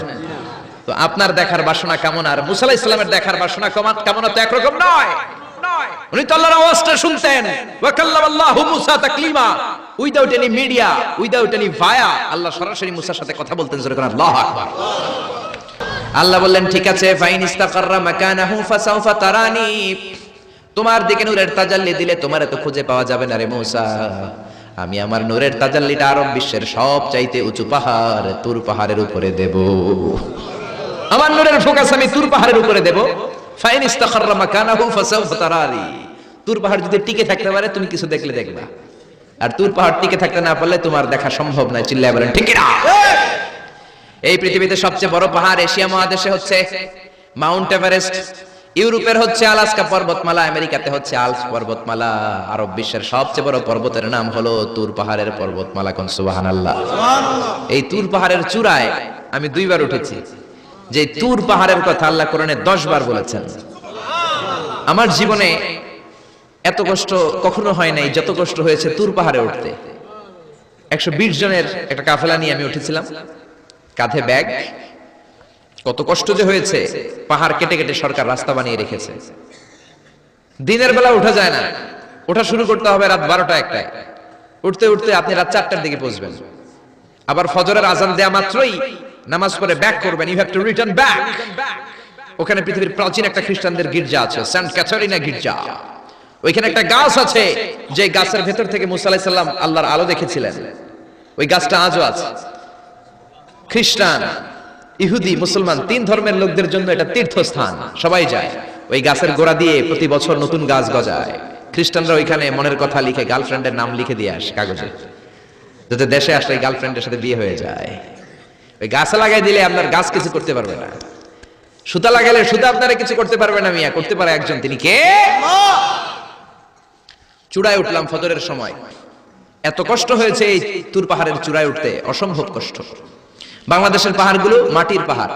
আপনি বান্দরবানের চিম্বুক পাহাড়ে যান, আমি উঠেছি চিম্বুকের চূড়ায়, সেনাবাহিনীর মিলিটারি ক্যাম্প আছে ওখানে। 3টার দিকেও চমৎকার বাতাস, সমস্যা নাই, কারণ পাথরটা মাটির পাথর, মাটির পাহাড়। পাহাড়টা কিসের পাহাড়? আর আরব বিশ্বের পাহাড়গুলো পাথরের পাহাড়। ওই পাথরের কন্টাকে যদি সানশাইন লাগে, সূর্যের আলো লাগে, 2 ঘন্টার মধ্যে মরুভূমির মতো গরম হয়ে যায়, আর থাকা যায় না। আমরা নেমে আসলাম ফজরের নামাজ পড়ে। আল্লাহ বললেন মুসা ঠিক আছে, বায়না যখন ধরেছো, আমার নূর দেখতে চাও, তাড়াতাড়ি তুর পাহাড়ের উপরে উঠে যাও। আগামীকাল তুর পাহাড়ের উপরে তুমি এতটার সময় আসবা, আমি আমার নূরের তাজাল্লি তুর পাহাড়ে দিয়ে দেব। যদি তুর পাহাড় টিকতে পারে তুমি দেখবা। মুসা আলাইহিস সালাম তো খুশিতে বাকবাকুম। এতদিন আল্লাহর আওয়াজ শুনতাম, এখন আল্লাহরে দেখবো। নূর দেখা যাবে। পরের দিন ওযু করে গোসল করে সাইয়েদনা মুসা আলাইহিস সালাম দৌড়াতে দৌড়াতে টাইমের আগেই হাজির। টাইমের আগে যে তুর পাহাড়ের উপরে হাজির। আল্লাহ বললেন মুসা এত আগে আসলা কেন? মুসাকে আমার তো আর সয় না। কোন সুবহানাল্লাহ। আল্লাহ বললেন আমার সব কাজ টাইমলি হয়। সময় যখন হলো, শেষবারের মতো আল্লাহ মুসা আলাইহিস সালাম রে জিজ্ঞেস করলেন, মুসা তুমি কি আসলেই আমার নূর দেখতে চাও কিনা? কারণ খেলাটা সাধারণ কোনো খেলা নয়, এটা বিপিএল এর খেলা নয়, আইপিএল এর নয়, এটা মুসার সাথে বিশ্ব গভর্নমেন্টের খেলা, ঠিক না? খেলার মাঝখানে যে যদি বলে আমি খেলবো না, তাহলে কিন্তু হবে না রে মুসা। আমার নূরের তাজাল্লি আমার আরশের উপর থেকে দুনিয়াতে পড়বে, খেলাটা বড় ডেঞ্জারাস খেলা, ঠিক কি না? মুসা আলাইহিস সালাম বললেন ব্যাপার না, ব্যাপার না, আমি রাজি। সবচেয়ে শক্তিশালী নবী ছিলেন মুসা আলাইহিস সালাম। ফেরাউনের এক বাবুর্চিরে থাপ্পড় মেরে দুনিয়া থেকে বিদায় করে দিয়েছে। নিহত করার জন্য মারে নাই। ফেরাউনের বাবুর্চি মিশরে নতুন একজন টুরিস্ট এসেছিল, ভিজিটর, তার সাথে মারামারি লাগাইল। মুসা আলাইহিস সালাম দেখলেন ফেরাউনের বাবুর্চি মন্ত্রীর বাইক না, মন্ত্রীর চেয়ে বেশি দাপট, কোন ঠিক কিনা? ফেরাউনের বাবুর্চি জোর জুলুম খাটায় ওই নতুন আগন্তুককে মারা শুরু করেছে। মুসা আলাইহিস সালাম সহ্য করেন নাই। মুসা আলাইহিস সালাম যে কোনো কথা নাই, 40 কেজি ওজনের এক থাপ্পড়ে বাবুর্চি শেষ। সবাই কয়টা ফেরাউনের বাবুর্চি, ফেরাউন তোমারে মেরে ফেলবে, দেও দৌড়। মুসাও দিছে দৌড়। এক দৌড়ে দৌড়াতে মিশরের বর্ডার শেষ করে, যারা সৌদি মিশর মাদিয়ান ঘুরেছেন, সৌদি বর্ডারের এখানে একটা এলাকা আছে মাদিয়ান, ওইটা আবার শোয়েব আলাইহিস সালামের বর্ডার, সুবহানাল্লাহ কইবেন না? ওইখানে চলে গেছে। শোয়েব আলাইহিস সালাম বৃদ্ধ নবী ছিলেন, ওনার দুইটা মেয়ে ছিল, ছাগল পালতো, ছাগলের পানি খাওয়াইতে গেছে। বিশাল কূপ, কূপের ঢাকনাটা অনেক ওজন, সব যুবকেরা পানি খাইয়ে তাদের ছাগলকে পানি খাইয়ে ঢাকনা লাগাই দিয়ে চলে গেছে।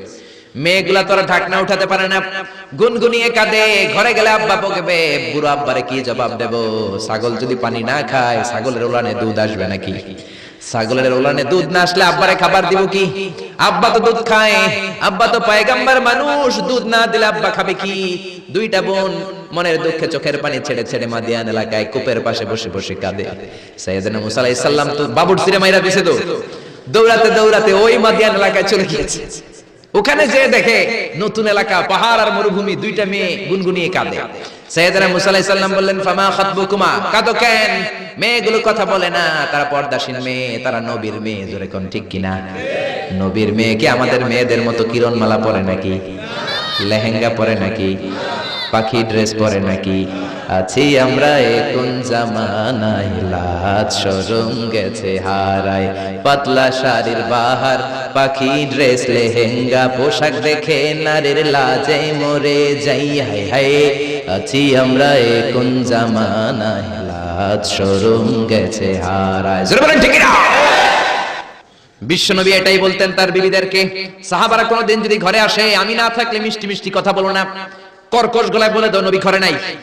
কারণ আপনি ঘরে নাই, আপনি বাসায় নাই, আপনার মোবাইলে ফোন আসলো, আপনার বিবি যদি মিষ্টি মিষ্টি আলাপ শুরু করে দেয়, আপনার অফিসের বস আপনারে চায়, ফোন দিয়েছে, ভাবি ধরে যদি মিষ্টি মিষ্টি আলাপ করে, ভেজাল আছে না নাই? এজন্য খবরদার, মহিলারা কোনো অপরিচিত লোকের ফোনের মধ্যে বড় কথা বলবেন না। কাকে ফোন দিয়েছেন? স্বামীকে, বাসায় নাই, কাট কাট। জোরে বলেন ঠিক না? কাকে ফোন দিয়েছেন? আব্বাকে, আব্বা বাসায় নাই, কেটে দেন। মিষ্টি মিষ্টি আলাপের দরকার নাই। আপনি কেমন আছেন, কোথায় বসে আছেন, কি করেন, কোন কলেজে পড়েন, এটা তোর দরকার কি বেটা? ঠিক কিনা বলেন? শোয়েব আলাইহিস সালামের দুই মেয়ে সোজা কথা বললেন, আপনার দরকার কি, আপনার পথে আপনি হাঁটেন। মুসা আলাইহিস সালাম ভাবলেন, এই মেয়েটা নিশ্চয়ই মেয়েগুলো এলাকার হবে, নতুন এলাকায় এসেছে, এলাকা চিনি না। মেয়ে দুইটারে যদি জিজ্ঞেস করে রাস্তাঘাট চিনা যায়, তৃষ্ণায় গলা ফেটে যায়, আমি কি করব বুঝতেছি না। মুসা আলাইহিস সালাম বললেন, ও তোমরা বলো আমি ভালো মানুষ, কেন তোমরা কাঁদো? মেয়ে দুইটা আবার বলতে আরম্ভ করলো, আমরা দুইজন নবীর মেয়ে, ছাগল পালি, ছাগলকে পানি খাওয়াবো। একটা কুয়া আমাদের এলাকায়, যুবক ছেলেরা এসে তাদের ছাগলকে পানি খাইয়ে কুয়ার ঢাকনা লাগিয়ে চলে গিয়েছে। এই কুয়ার ঢাকনাটা উঠাতে 10 জন পুরুষের দরকার হয়, যেটা 10 জন পুরুষ পারে না। তোমার মতো সলিমুদ্দির দিয়ে তো হবে না, তোমার মতো সলিমুদ্দির দিয়ে তো এই কাম হবে না। যেই কুয়াটা উঠাতে, কুয়ার ঢাকনা উঠাতে কয়জন লাগে? তো তোমারে বলে লাভ কি? মুসা আলাইহিস সালাম বললেন, তাই নাকি? এই কথা আমার তো তোমরা চিনো নাই, আমি মুসা। সুবহানাল্লাহ কইবেন না? মুসা আলাইহিস সালাম বললেন, আইনাল বের, কুয়া কোথায়? হাদা হুয়াল বের, এই তো কুয়া। মুসা আলাইহিস সালাম সামনে যে ডান হাতে ইউজ করেন নাই, বাম হাতে একটা ধাক্কা মারছে। বাম হাতের ধাক্কায় কুয়ার ঢাকনা 10 হাত দূরে যেয়ে পড়েছে। এই ঘটনা দেখে মাইয়ারা ছাগল থিয়া দিছে দৌড়। মেয়ে মনে করেছে মরুভূমির মাঝখানে জিন টিন কিছু হবে। মুসা আলাইহিস সালাম ডেকে বললেন, যেও না, আমি জিন টিন নই, ইন্নামা আনা বাশারুম মিসলুকুম, আমি তোমাদের মতোই স্বাভাবিক মানুষ। মেয়েগুলো আবার পর্দা করে এসেছে। মুসা আলাইহিস সালাম বললেন, আমিও তৃষ্ণার্ত, আমি আগে পানি খাই, তোমাদের ছাগলগুলোরও খাওয়াই, এবার তো মেয়েরা খুশিতে বাকবাকুম। ঘরে কোনো কর্মচারী নাই, নতুন একটা কাজের লোক পাওয়া গেছে, আর আমাদেরকে ছাগল নিয়ে পানি খাওয়ানোর জন্য আশা লাগবে না। মুসা আলাইহিস সালাম বললেন, আমি এইখানে পথিক মানুষ, থাকার জায়গা নাই। মেয়েরা বলল, সমস্যা নাই, ব্যাপার না, বাসায় চলেন। বাড়িতে যায় বাবারা কয়, বাবা এই নবী মুসা, এই লোকটা আগন্তুক হিসেবে এসেছে, কাজের জন্য রেখে দেন। মুসা আলাইহিস সালামের গায়ে এরকম শক্তি দিয়েছিল কে? আল্লাহ। ওই মুসা আলাইহিস সালাম বলেন, ইয়েস। আল্লাহ বলে, মুসা বলে, আল্লাহ বলে। আল্লাহ বললেন, মুসা আমারে তুমি দেখতে চাও, তুর পাহাড়ের মধ্যে সোজা হয়ে দাঁড়াও। সাইয়েদনা মুসা আলাইহিস সালাম সোজা হয়ে দাঁড়িয়ে রইলেন। ঘটনা মনে আছে তো? একটা বার আরেকটার সাথে পেঁচায় ফেলতেছেন না তো? মুসা আলাইহিস সালাম শক্ত করে দাঁড়িয়ে রইলেন। আল্লাহ বললেন, মুসা এই খেলাটা সাধারণ খেলা না, তোমার সাথে আমি আল্লাহর খেলা, দেখবা কিনা বলো? মুসা কয়, আমি রাজি। মুসা কি কয়? আমি রাজি। আল্লাহ বললেন, okay, now I am gonna start the game. আমি এবার গেম শুরু করে দেব। মুসা ডানে বায়ে সামনে পেছনে চতুর্দিকে 12 ফারসাক এরিয়া, 4 ফারসাক এরিয়া, 1 ফারসাকে 4 মাইল। এক ফারসাকে 3 মাইল, 4 ফারসাকে 12 মাইল। 12 মাইল এরিয়ার মধ্যে যত মশা ছিল, মাছি ছিল, সাপ ছিল, ইঁদুর ছিল, ব্যাঙ ছিল, ঝিঝি পোকা ছিল, আল্লাহ বললেন 12 মাইল এরিয়ার বাইরে চলে যা, পুরো তুর পাহাড়ের এরিয়াটারে ফাঁকা করে দে, খেলা শুরু হবে। সুবহানাল্লাহ পড়ে। মশা, মাছি, ঝিঝি পোকা যত কিছু আছে সব 12 মাইল এরিয়ার বাইরে চলে গেল, সব চলে গিয়েছে। এবার মুসা আলাইহিস সালাম দাঁড়িয়ে রইলেন। আল্লাহ বললেন, ও জিব্রাইল, তুমিও 12 মাইল এরিয়ার বাইরে চলে যাও। সাইয়েদনা জিব্রাইল ডেকে বলে, আল্লাহ, সৃষ্টির শুরু থেকে আজ পর্যন্ত আমিও তো তোমার নূর দেখি নাই। আল্লাহু আকবার। সিদরাতুল মুনতাহার এইখানে কান লাগিয়ে তোমার আদেশগুলো শুনি, তোমার অর্ডারগুলো নবীদের কাছে আমি উপর থেকে পৌঁছে দেই, আমিও তো তোমার নূর দেখি নাই। আমার ভাই মুসা নবীর সাথে আমিও যদি একটু নূর দেখতে পারি, সমস্যাটা কোথায়? আল্লাহ বললেন, না, সমস্যা আছে, কারণ খেলা তো তোমার সাথে আমার না, খেলা আল্লাহর সাথে মুসার। জোরে কোন ঠিক না?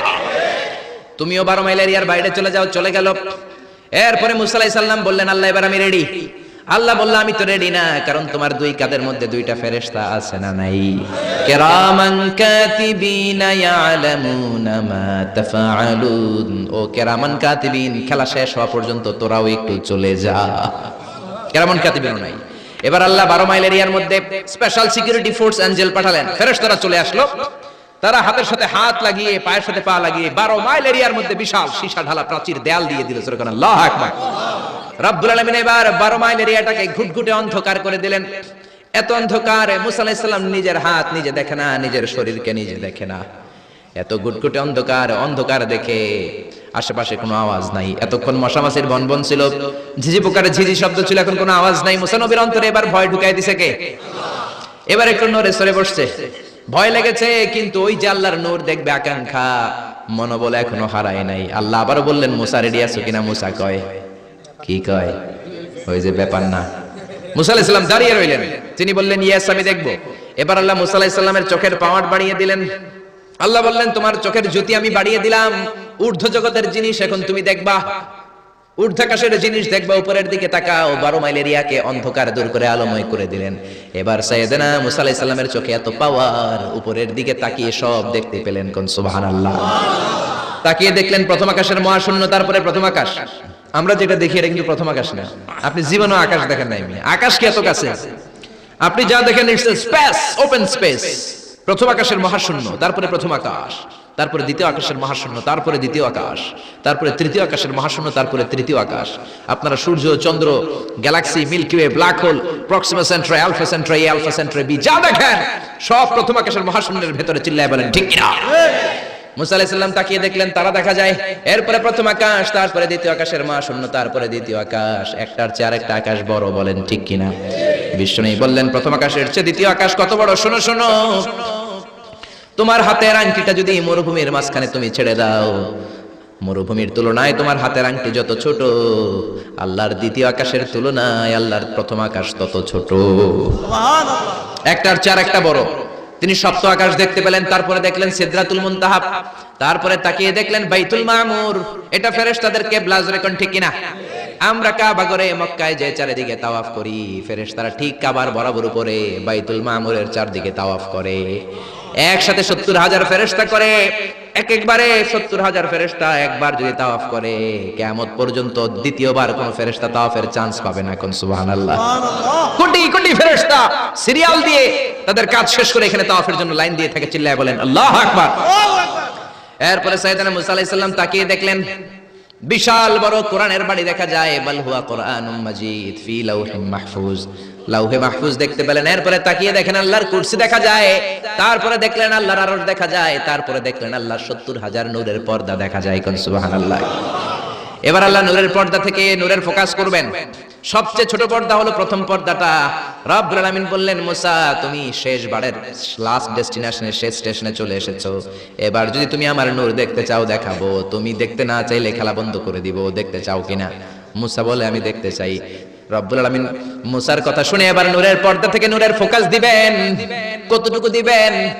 মুফাসসির হয়রান হয়ে গিয়েছেন। ব্যাখ্যায় কি বলবেন? কেউ কেউ বলেছেন মিসলা উনমুলাতিল খুনসার। এই যে আমরা কানি আঙ্গুল বলি না, এটারে আরবিতে এটার বলে খেনসার, এটার বলে ইবহাম, এটার বলে সাবাবা, এটার বলে উস্তা, এটা বিনসার, এটা খেনসার। ইবহাম সাবাবা আমরা বলি শাহাদাত আঙ্গুল, আরবিতে বলে সাবাবা, এটার বলে উস্তা, এটার বলে বিনসার, এটার বলে খেনসার। মুফাসসিরিন একরাম বলেন খেনসার আঙ্গুল পরিমাণ, এই আঙ্গুলের কানি আঙ্গুলের সামনে যতটুকু পরিমাণ, ওই পরিমাণ জায়গা আল্লাহ 70,000 নূরের পর্দা নয়, শুধুমাত্র প্রথম পর্দাটা এতটুকু ফাঁক করেছে। আবার কোন কোন মুফাসসিরিন বলেছেন না না, এত বেশি না, একটা সুইয়ের পেছনে যত ছিদ্র, সুইয়ের ভেতরে সুতা ঢোকানোর জন্য যতটুকু ছিদ্র লাগে ততটুকু ছিদ্র আল্লাহ আলাদা করে তিনি ফোকাস করেছেন। ফালাম্মা তাজাল্লা রাব্বুহু লিল জাবালি জাআলাহু দাক্কাও ওয়া খাররা মূসা সাইকা। রব্বুল আলামিন নূরের তাজাল্লি যখন তুর পাহাড়ের উপর দিলেন, এক সেকেন্ডের জন্য নূরের ফোকাস নয়, এক সেকেন্ড 1000 ভাগ করলে হয় 1 মাইক্রোসেকেন্ড, 1 মাইক্রোসেকেন্ড 1000 ভাগ করলে হয় 1 ন্যানোসেকেন্ড, 1 ন্যানোসেকেন্ডের জন্য রব্বুল আলামিন নূরের ফোকাস দিলেন। কোন সুবহানাল্লাহ। ওই নূরের ফোকাস পে ফালাম্মা তাজাল্লা রাব্বুহু লিল জাবালি জাআলাহু দাক্কা ওয়া খাররা মূসা সাইকা, মুহূর্তের মধ্যে বিশাল সিলসিলাত তুরে সাইরা আল্লাহর নূরের তাজাল্লিতে জ্বলে পুড়ে মেসাকার হয়ে যায়। মূসা আলাইহিস সালাম কি আর দেখবে, এটা 1 সেকেন্ডও না। 1 সেকেন্ডে 1000 ভাগ করলে 1 মাইক্রোসেকেন্ড, 1 মাইক্রোসেকেন্ডকে 1000 ভাগ করলে 1 ন্যানোসেকেন্ড, 1 ন্যানোসেকেন্ডের জন্য নূরের ঝলক মেরেছে। ওই নূরের ঝলকে তুর পাহাড় জ্বলে যায়, সাইয়েদনা মূসা আলাইহিস সালাম বেহুশ হয়ে পাহাড়ের উপরে পড়ে যায়। কোন সুবহানাল্লাহ। হুশ ফেরার পরে হাত জোর করে আল্লাহর কাছে ক্ষমা চায়, মাবুদ রে আর জীবনে বায়না ধরবো না, আর জীবনে বলবো না আমি তোমারে দেখতে চাই, জনমের স্বাদ মিটে গেছে, কিছুই দেখতে পারে নাই, এক তাজাল্লিতে বেহুশ হয়ে পড়ে গিয়েছে। চিৎকার করে পড়েন না আল্লাহু আকবার। সে আল্লাহ বলছেন লা তুদরিকুহুল আবসার ওয়া হুয়া ইউদরিকুল আবসার ওয়া হুয়াল লাতীফুল খাবীর। আয়াতুল কুরসি শুরু হয়েছে কোন শব্দ দিয়ে? আল্লাহ শব্দ দিয়ে। আল্লাহ বললেন আল্লাহু লা ইলাহা ইল্লাহু, তিনি ছাড়া কোনো ইলাহ নাই, ইলাহ একজন, মাবুদ একজন, চাইতে হবে তার কাছে। জোরে বলেন ঠিক কিনা? এজন্য খাজা বাবার কাছে নয়, দয়াল বাবার কাছে নয়, পাগলা বাবার কাছে নয়, ল্যাংটা বাবার কাছে নয়, চাইতে হবে কার কাছে? আল্লাহর কাছে চাইবেন, গণকের কাছেও না, জ্যোতিষ বাবার কাছেও না। জোরে কোন ঠিক কিনা? তার মানে আয়াতুল কুরসির শুরুতে আল্লাহ তাওহীদের ফোকাস দিলেন। তাওহীদ আপনার জীবনের সবচাইতে দামি জিনিস। তাওহীদ শেষ, আপনি শেষ। তাওহীদের বিপরীত হচ্ছে শিরক। তাওহীদের বিপরীত কি? এই শিরক, এটা ক্যান্সারের চেয়ে ভয়ঙ্কর। ক্যান্সার এত মারাত্মক নয়, শিরক যতটা মারাত্মক। ক্যান্সারের অ্যানসার আছে, শিরকের অ্যানসার নাই। ক্যান্সারের অ্যানসার পাওয়া যায়, শিরকের অ্যানসার পাওয়া যায় না, ঠিক কিনা? ইন্নাল্লাহা লা ইয়াগফিরু আন ইউশরাকা বিহি, আল্লাহ শিরক ছাড়া সব গুনাহকে ক্ষমা করে দিতে পারেন, শিরকের গুনাহ আল্লাহ কখনো ক্ষমা করেন না। কোন ঠিক কিনা? আবার হাদিসে কুদসিতে আল্লাহ বললেন, গোলাম কিয়ামতের দিন পাহাড় পরিমাণ গুনাহ নিয়ে এসেছো, জমিন পরিমাণ গুনাহ নিয়ে এসেছো, ওই গুনার মধ্যে যদি শিরকের গুনাহ না থাকে, আমি পাহাড় পরিমাণ ক্ষমা নিয়ে তোমার দরবারে হাজির হয়ে যাব। এজন্য শিরক করা যাবে না। জোরে বলেন ঠিক কিনা? আল্লাহ বলেন আল্লাহু লা ইলাহা ইল্লাহু, তিনি ছাড়া কোনো ইলাহ নাই। আল হাইয়ুল কাইয়ুম, তিনি হলেন শাশ্বত চিরঞ্জীব। আল হাই মানে দাইমুল হায়াত, দাইমুল বাকা, আজীবন তিনি থাকবেন, তিনি কোনদিন শেষ হবেন না। তিনি হলেন আল হাই। আল হাই মানে দাইমুল বাকা, আজীবন তিনি বেঁচে থাকবেন। সবাই মরে যাবে, তিনি থাকবেন। কোন ঠিক কিনা? কুল্লু মান আলাইহা ফানি ওয়া ইয়াবকা ওয়াজহু রাব্বিকা যুল জালালি ওয়াল ইকরাম ফাবিআইয়ি আলাই রাব্বিকুমা তুকাযযিবান। তিনি অক্ষয়, তিনি অব্যয়, তিনি অনাদি, তিনি অনন্ত, তিনি শাশ্বত, তিনি চিরঞ্জীব, তিনি সদা জাগ্রত, সদা সজাগ। চিল্লায় বলেন ঠিক কিনা? আজীবন তিনি বাঁচবেন, তিনি মরবেন না। এজন্য বলা হয় আল বাকাউ লিল্লাহ। আমাদের দেশে মানুষ মারা গেলে হু হু করে কাঁদা শুরু করে দেয়, আরব দেশে কাঁদে না। তারা কেরাতের সম্মেলন করে, কেউ মারা গেলে 3 দিন পরে কেরাত সম্মেলন করে। এই যে কেরাত সম্মেলন, বিশাল বড় কেরাত সম্মেলনের মধ্যে তারা তাদের মৃত ব্যক্তির জন্য দোয়া করে, কিন্তু আমরা তেমনটা করি না। আমাদের চিল্লাচিল্লি আছে না নাই? আমারে লইয়া গেল রে, সাইরা গেল রে। মহিলারা কাঁদে বেশি, ঠিক কিনা? একেবারে চুল টানাটানি মাটিতে গড়াগড়ি খায়, আছে না নাই? আপনি কান্না করলে মাইয়েতের উপর আযাব হবে। যেরকম ঠিক কিনা?